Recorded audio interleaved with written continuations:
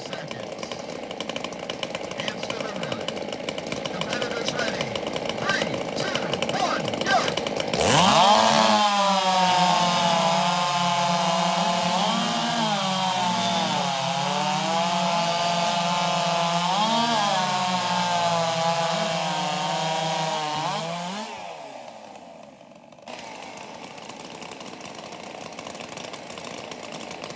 Seconds. Hands on the hood.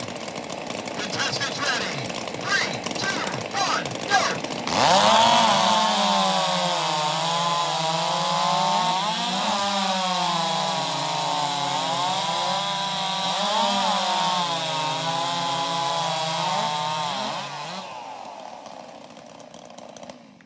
Nice cutting there. Looks like Steve took the heat. 5 seconds. Hands to the wood.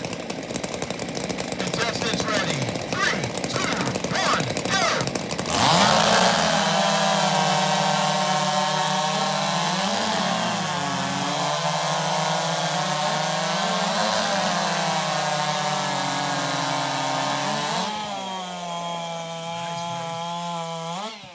Nice racing there. 5 seconds. Hands on the wood. 3, 2, 1, go!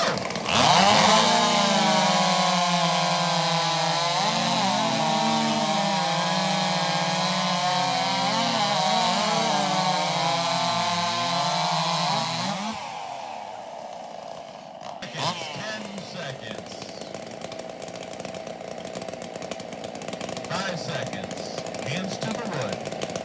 3, 2, 1, go!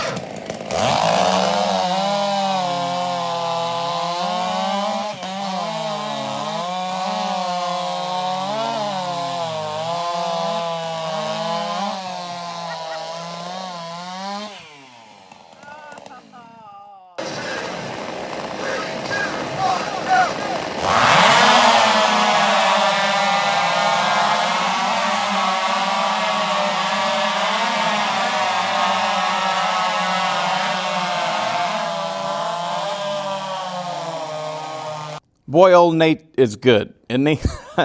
We keep seeing the same guys over and over again. You know, I mean, not 100%. Some new guys are getting in there and stuff. But you know, this one we had Nate Blakesley. He's podiumed several times. I feel like he has with all these videos I've been doing for the SawFest 2024. And I think he was running a Jason Egan built saw. I'm not 100% sure, but he had a great run, just right on point. Gary Buxton was number 2. Gary builds good saws. He does good stuff. That saw might have been a Jason Egan built saw too. I'm not sure. I know a few years back, Gary ran a couple of Egan saws. I don't know if he's still doing it or not. But, I mean, Gary can build them also. Gary builds a really good saw and he's a really cool guy. I guess you guys would probably like to know about stuff like this because, you know, only a handful of people actually got to be at the event that are watching these videos at least. So, Gary Buxton I think he lives in Missouri. I think. I'm not 100% sure on that, but I love getting a chance to talk with Gary every time I get a chance to talk with Gary. He's got a really specific way of talking, and boy, he says some fun stuff, and I like talking with that fella. Anyway, he's a really super nice guy. He's been very super helpful to me, and he's got a great personality. Just getting a chance to meet him, it's just enjoyable. You can't help but smile as soon as he talks. And it's not you're laughing at him. No, it's just, you're just like, I love this guy. So anyways, there's all kinds of different people in the world. And I love the differences. So just put it that way. You know, I mean, me and Gary Buxton are very different, right? Just like if you met me and talked with me versus meeting him and talk with him, the way we say it is going to be very different, but we'd probably say the similar things, Anyways, he's just really cool. He's crap with actual performance. I mean, who am I to talk, right? But like a lot of times he'll be up there with, a top 3 saw, right? But as an actual racer, that's a big part of the equation, and he messes up here and there and stuff. But he had a good run this time, and congratulations to Gary. Another one that we got to talk about is Garrett Barker. Garrett had a good run this time, even though he flubbed it up a little bit. But I don't think it was enough for him to even be in the second spot. He recovered really quickly. But Garrett he builds a really good saw, and whenever he's on, all right? So this year at SawFest, he had a very good year, and he got some good runs in, and that allowed him to showcase the saws that he has built. Good job, Garrett. But like the last 2 years at SawFest, oh God, he sucks. And we would all tease him about it, and everything. It's just like cutting out, 5 out of 6 of the competitions, he'll not cut a full cookie or whatever, he'll screw it up in some fashion. And, but whenever he's on. And whenever we were all like in the pits, all of us racers, we're watching Garrett, and we're watching everybody, but Garrett has a good run. And so like we look at each other, me and whoever, it wasn't just me, it was a lot of people, because we know Garrett. We're friends with Garrett. And we're like, damn, Garrett got a good run that time. Good job, Garrett, And then the next time we go, damn, Garrett got a really good run. Good job, Garrett, And then it transforms into new guys. We're saying, hey, who is that guy? I'm like, that's Garrett Barker. And they're like, man, he's fast. And I'm like, shut the hell up. Don't say nothing. You'll jinx it. I said that to, I think, 4 different people. I'm not kidding.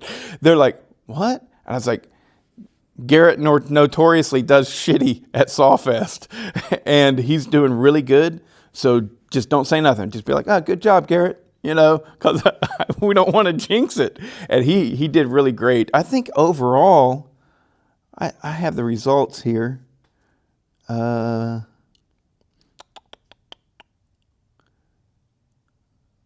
wanting to see the overall. There we go. Garrett Barker got 4th place overall. And in the Clone Wars, he got 2nd place overall. So, yeah, he's my buddy. And I'm like, good job, Garrett, because it's about time you had some good, solid runs and can show off what your saws are doing, buddy. All right, good job. And him and his father is Gary Barker. And I admire their father-son relationship so much. It's awesome. I mean, really like both of those guys, but I love their father-son relationship. They're like best of buddies. And they every time I've seen one, the other one is there. And it's like, it's really cool. It's cool to see something like that. And I figure you guys, being viewers of the channel, you want to hear stuff like that, who these people actually are, all right? Nate Blakesley is super nice and just really great to communicate with. Fantastic guy. I'm so glad that he's only going to live about 30 minutes from me, because me and him, I think, are probably going to have a pretty good friendship going on. I hope, anyways. But he looks like, he's a handsome guy and everything, but he looks like he needs to be on a loaf of Sunbeam bread or something, you know. Jason Egan called him the not Frisch's big boy, best boy. I think best boy. There was a paint, and there was a little boy on the paint can back in the day. And you know, anyways, it looks like Nate. Nate just has a youthful smile and appearance, and it's great, you know. Gary Buxton, really cool, solid dude. I love him, and to talk around with him, have a conversation with him. He's got such a unique way of speaking. His accent, I've never heard anything like it, besides from him, and it just brings you joy, honestly, you know. And then Garrett Barker, notoriously has really shitty results at SawFest, but builds a really good saw, and so it sucks, you know. It's like, right. But this year, he had good, solid runs almost every time. There was a couple little flub ups, but he recovered quickly, and he did really well. So congratulations to the top three. Can't say that enough, but I had a conversation with Sean Carr, and he said, you know, he really screwed up on this race.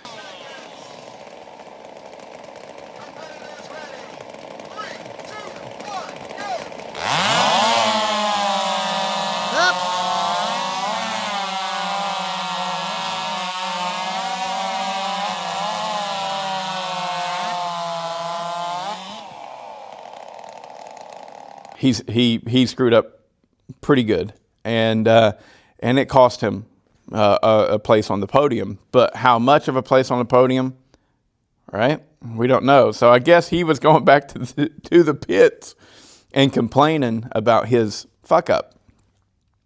And somebody, I don't know who it was, said, that's okay, Bodie will make a video of it showing you that you still would have lost without your fuck up. And so, to that I say, here you go.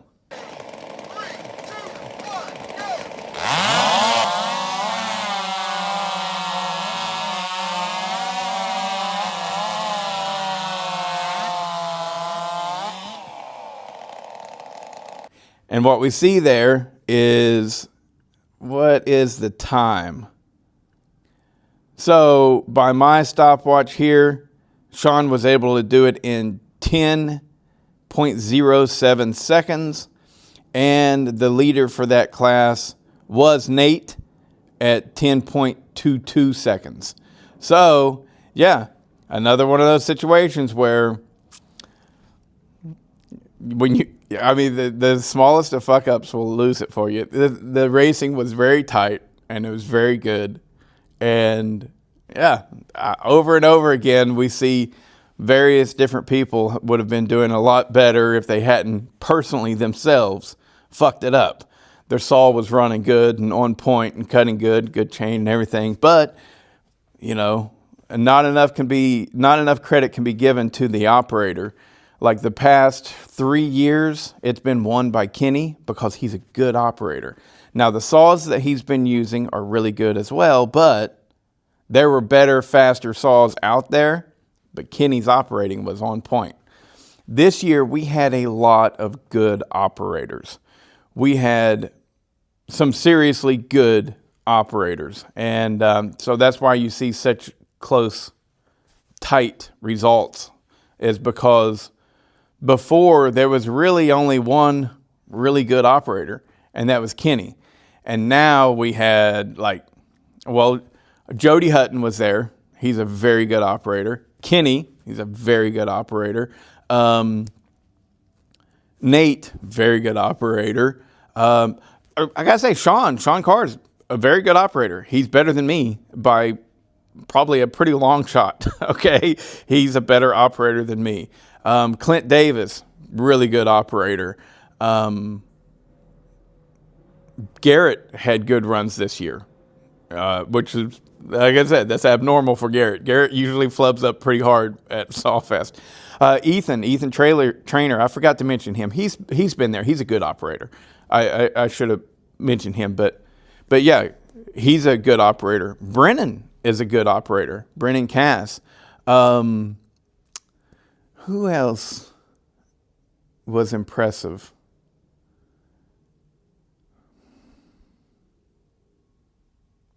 Let's just say, I mean, there were so many people there. I can't remember them all. You know, I got to say, most improved player, operator, and builder and everything.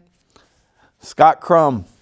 Scott, you did really well. I've been sitting here and I'm intimate with these videos in a way that most people just are not. I'm seeing everybody perform and I can see what you're doing wrong. Like John Cox. John, you've got to get better, bro. Look at this. Look at this. Every time you run, dude, on your upcut, you're like, lifting it through the wood like that, you know. You go down and you're fine, but then you come up and you go, but I'm sure you know this. Come up, get that handle right there, and that's the way you come up, okay? And look at me giving lessons like I know what I'm doing, but I do know that, okay? So I'm seeing little things, and yeah, I see what other people are doing wrong, but I also see what people are doing right. And I ain't sharing those because I'm keeping those secrets for me. You know, little things that I'm doing this editing and I'm going, oh, I can see how he's 0.2 of a second quicker to his saw, you know? And so this is really helping me out being critical of this and everything. I don't mean to step on anybody's toes, you know, but I'm looking at it and I'm going, yeah, I need to incorporate that into my style. So, anywho, yeah. This year we probably had 10 really good operators. And normally we just don't have it. Oh, Matt House. He doesn't, I mean, he's not going to brag on anything. You know what I mean? But, yeah, he's good. And a lot of it is just nurture. It's, you know, because he has been cutting for a living, I think, his entire adult life. So I'm talking about Matt House here, right? And so, well, he just has an ability with the hand-eye coordination to hit his mark in a way that I would have to cut. He has cut probably, you know, 20 million times in his life, 20 million cuts. And so the hand-eye coordination, the muscle memory, he's got it just naturally because that's what he does for a living. And so, yeah, I'm sure he practices too and everything. I don't want to take anything away from anybody, but yeah, he's a good operator, and probably largely because he does it constantly. That's what he does. Every day he gets up and he goes out and he cuts. He's a professional chainsaw operator, you know? And so he's really good. Who else? I really want to find, because I think at that point we was at 8. I just mentioned Matt House, and we're at 9 now. Give me a 10th one so that I can have 10 really good, strong operators.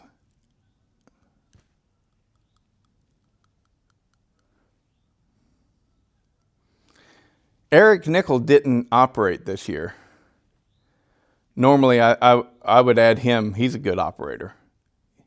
He's not great. He's probably better than me, you know.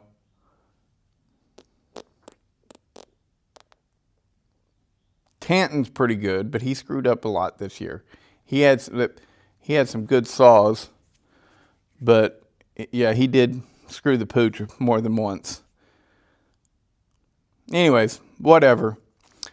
Good operators combined with their good saws and good chains. That's why it was just so close. You know, there was hardly anybody blowing the others out of the water. And this has been your 660 clone saw class review. I hope you enjoyed the video, guys. And I've yammered on forever, but I guess I like it. So it's exciting for me. Take it easy, guys.